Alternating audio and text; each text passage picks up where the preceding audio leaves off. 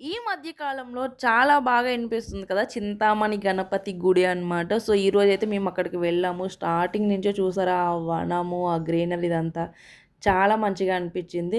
And అక్కడ starting నుంచి మొత్తం 32 గణపతులుంటాయన్నమాట. ఆ గణపతికి సంబంధించిన విశిష్టత ఏంటి అన్నది కూడా ప్రతీది కింద రాసైతే ఉంటది. సో, మనం నెమ్మదిగా ఒక్కొక్కటి చదువుకొని కూడా వెళ్ళొచ్చనమాట.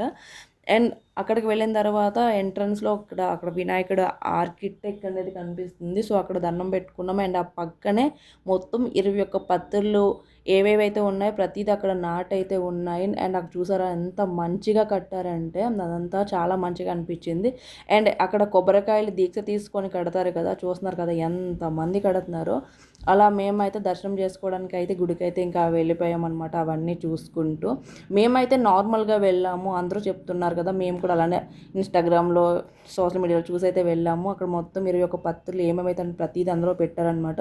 సో, గణపతినైతే దర్శనం చేసుకొని పక్కనే నక్షత్రవనం అయితే ఉంటే అక్కడికి వెళ్ళామన్నమాట.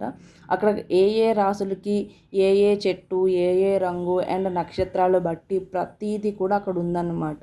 మనం ప్రతీది తెలుసుకోవచ్చు. ఇప్పటి నుంచి మనం ఏ కలర్ బట్టలేసుకోవచ్చు, ఏ చెట్టుని పూజిస్తే మనకు మంచిగా ఉంటది. అండ్ ఇవన్నీ కూడా ఉంటాయన్నమాట. సో, అవన్నీ చూసుకుంటూ అయితే మేమైతే వచ్చేసాము.